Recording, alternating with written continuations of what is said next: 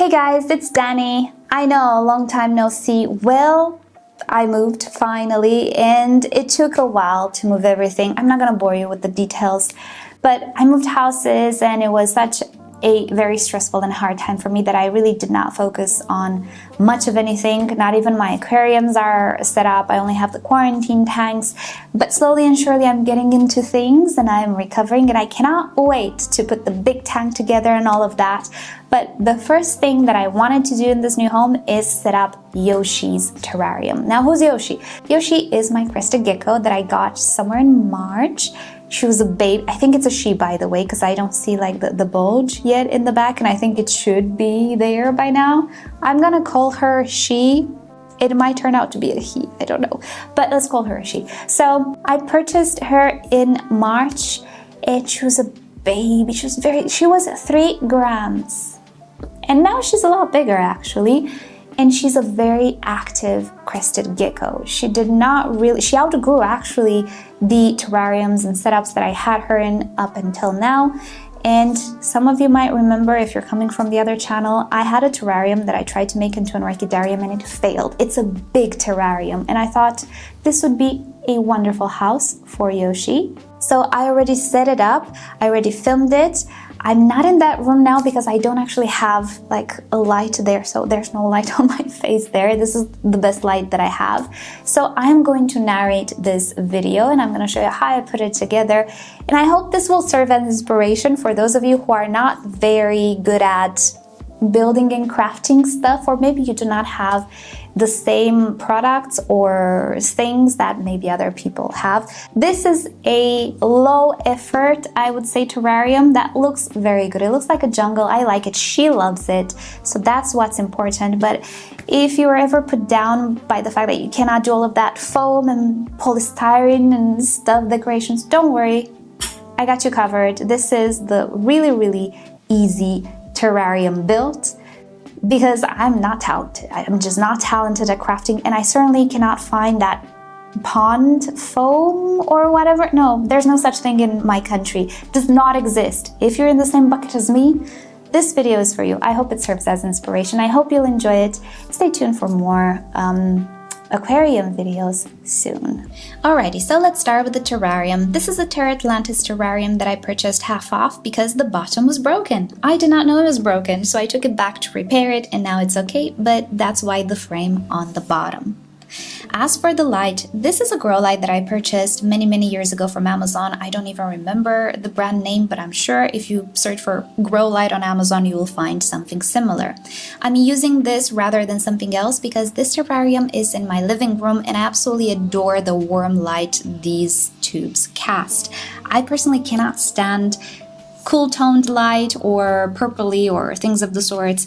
So I went through the trouble of actually attaching these tubes individually with zip ties from the mesh screen on the top, and I absolutely love how it looks like. It's such a warm and cozy color, and the plants really do absolutely fantastic with this particular quote-unquote grow light. For the background, I kept it simple and I'm using coconut coir or coconut matte. It goes by many names. This is the type that you use to decorate your pots, and you know what? It's an easy way to have a nice natural background when you're not talented. I'm also using hot glue because for the life of me, I cannot get along with aquarium silicone. It takes a long time to cure, it smells very bad, and I've always used hot glue without issues. It's not toxic, it holds, it's okay. Now listen, fake bottoms. Again, I don't like them. I tried it, okay? But what it ended up happening was it just took too much from the height of my terrarium. And all my life, I've never used fake bottoms. So you know what? YOLO. If I'm gonna end up regretting it, we're gonna see. Don't do as I do, maybe. If you're convinced you need a fake bottom, use it. But what I ended up doing was remove all of the soil, and I removed the leca and just placed the soil back in the terrarium, and that's that. I can personally control the moisture in my terrarium, no issue.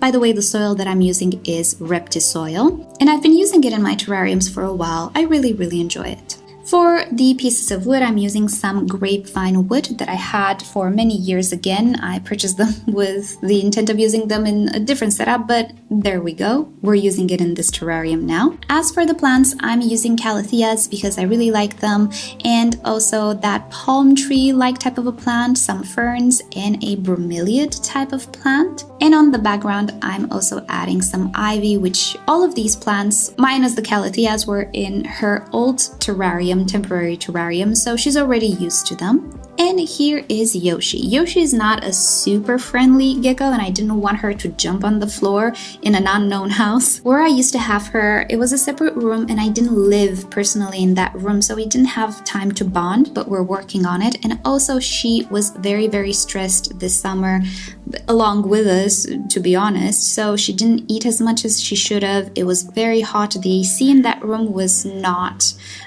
performing quite at all when we had, like, the heat wave lasted 3-4 months in my country. Hence why I really made it a priority to set this terrarium up for her. No matter how sick I was, I had to do this for her because she was really suffering. She's okay now, by the way. She regained the weight and everything's okay.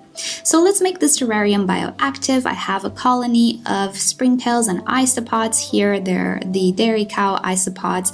They suffered along with us because it was dry and hot. But yeah, quite a few of them survived, and they will start the colony back in this terrarium. So I'm watering everything in. I'm using reverse osmosis water. I will eventually mildly fertilize the plants, but like more on the root area rather than just fertilize all of the terrarium. I recently also started to use these feeding trays for geckos from Amazon, and I really like them. And to make my life easier, I'm also using an automated spray pump, terrarium sprinkler pump that I also had for almost a couple of years now, and I really like it. I got it from Amazon, and it's linked in my Amazon store below in the description. But to be honest, if you just search for terrarium spray pump or something like that, you will find it on Amazon. Many companies offer it. It's just, I don't know, I don't even know the name of the brand. It's just the typical one that you find on Amazon. And currently I have it set to spray for 20 seconds every 24 hours, and that is absolutely enough for my terrarium. As I was saying, I control the water manually, so I don't have to worry about excess water accumulating, and 20 seconds of spraying doesn't really do much. It doesn't make water accumulate. As I was saying, it's a warm, pretty dry country, so I don't have issues with water, mold, things of the sorts. I'm not even using a fan in this terrarium. It's simply not needed. I'm also offering water separately for Yoshi, and as for food, I typically use the Necton formula. In my country, we don't have Pangea and other stuff available that you see most YouTubers use, and not even online stores bother to ship to Cyprus. I just use what I find locally or on Amazon, and Yoshi absolutely likes this Necton brand more than Rapashi actually. And here she is. I have to say that ever since I put her in and she found her way around, she's not hanging on the glass anymore. She's just exploring her environment, and I'm just so happy. I don't know if you know, but you can tell when they're happy.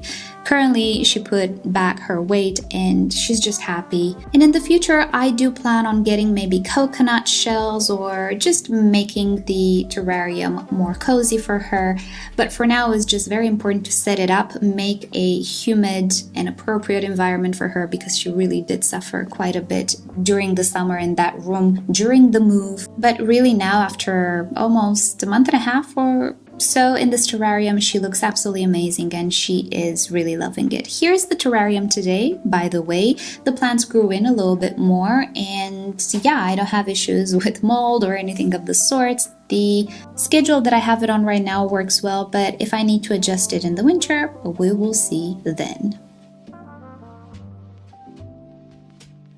Alrighty, so that is about it for today. Hope you've enjoyed this little terrarium. It's going great, and as I was saying, Yoshi loves it so much. She's a very active at night little gecko.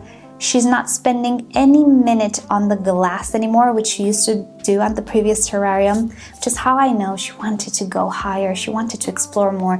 Now she's on the plants, she's on the branches, and I probably will continue to add stuff to her enclosure, you know, as we go, and as I find decorations for her, we'll see. But so far so good. She absolutely enjoys it. And yeah, with that said, thank you so much for watching. Hope this video was useful or entertaining. And with that said, I'll see you next time. Bye.